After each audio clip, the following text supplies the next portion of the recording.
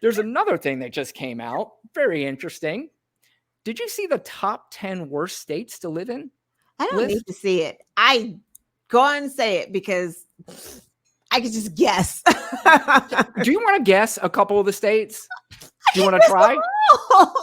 The top 10 worst states to live in? Yep. Now, okay, before you do that. Oh, because I was about to go. I'm going to tell you. Okay. It's from a CNBC study.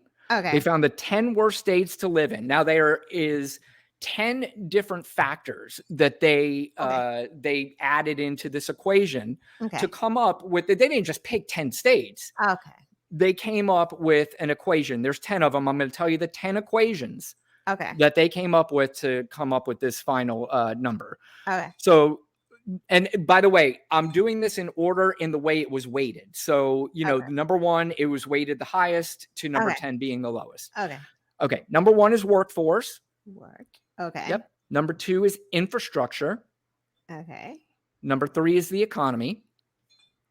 Mm-hmm. Number four is life, health, and inclusion. Mm-hmm. No, you'd be surprised how many times the inclusion part was one of the worst factors on these top 10 states. Cost of doing business, technology and innovation, business friendliness, education's number 8. Tells me that needs to move up the list. Access to capital and cost of living. Now, they also use data from every state's primary economic development arm and from the most recent annual comprehensive financial report, the ACFR, issued in every state. So again, this was a pretty detailed list and how they came up with these particular states. So, Lana, this is our first game. Yeah, I love games. Name the top 10 worst states to live in. Okay, I'm going to go with Mississippi. Let's see. Mississippi is not on the list. Get the hell out of here. Okay. Wow. And I don't know how. All right, you get 3 strikes. I know they have the highest teen birth rates. So I don't even know. They barely have indoor plumbing. So. Maybe, you know what? They're probably 11. Oh, okay. Yeah, that's probably what it is. That's right. You're right. Okay. Louisiana is number 3. Okay. Alabama comes in at number 4, and they are tied. Okay. Louisiana, Alabama, Kentucky.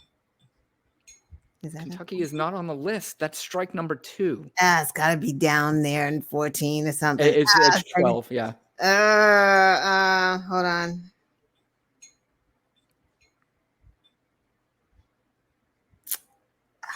Arkansas is number 8. Oh, good.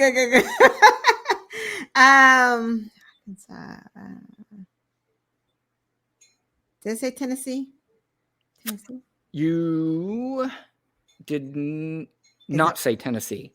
Is that a guess? Yes. That is number 7. Okay. Wow. I thought it would be easier. I mean, you've named some pretty solid states that potentially in the top 10. Georgia. Oh, Georgia is not. Yeah, Georgia's a blue state now. Yeah. Well, yeah, that's true. I was going by the abortion. That's my 3rd strike. That's your 3rd strike. Now, because I'm generous, you ever play those old video games where you can add an extra man if you get a certain amount of points or something like that? All right. I'm going to give you one more strike. Okay, one more strike. Let's go with. I love that you're really thinking about this. I am. Wyoming? Huh? Wyoming? No. Dang. No. All right. So I'm going to help you with the rest of the list. Yeah. Actually, I'm going to start at number 1 and go all the way down to the last one. Well, who's number 1? So the number 1 worst state to live in, this was actually a little bit of a surprise to me, was Texas. So that is a surprise because it is a worse state, but I thought like the economy and work and infrastructure wasn't that bad, but yeah, Texas is number 1, and that's the state that when Ted Cruz and all these guys want to talk about Gavin Newsom in California.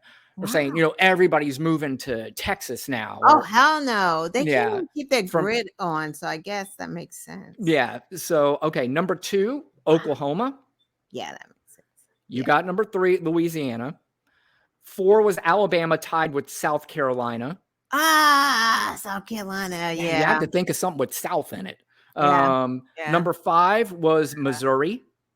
Shit, Virginia. Number 6 was Mike Pence's state, Indiana. Makes sense. You got 7 and 8, right? Tennessee and Arkansas. Oh, I'm sorry. 8 and 9. That was 8 and 9. Okay. You know who number 10 was? You're going to love it. New Mexico? Nope. Florida. Yeah, that's right. Florida was number 10 as the worst state to live in. So when you have these governors like Ron DeSantis and the Texas governor, Greg Abbott, they're screaming about California all the time and New York, what a shithole it is to live there. They round out the top 10 at number 1 and number 10. And if you also notice, every single one of those states are Republican-led states, every single one of them. Yeah.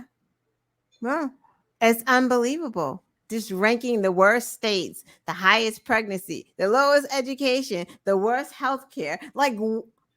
But that's by design. They want them like that. And that's how they get these voters. It's so wow. It is mind-blowing. And it just you would think that somewhere, somehow they say, maybe we should try something different. Is it 100% going to work?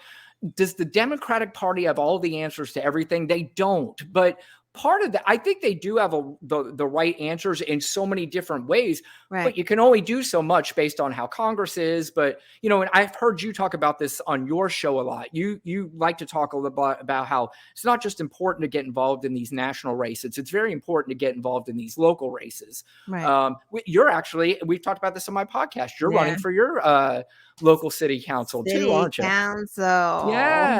See, and so you are actually getting involved, and it's important that I think it's more than just the national things, and I think that's the things that most people want to listen to because that's what most people talk about. That's easier to scroll and find on Twitter, and you see a lot of memes, and it's easy to read memes, so you get your political, whole political sense from memes now and headlines on Twitter. And it's kind of silly, but that list that I just read, I talked to you earlier about how I live in the South.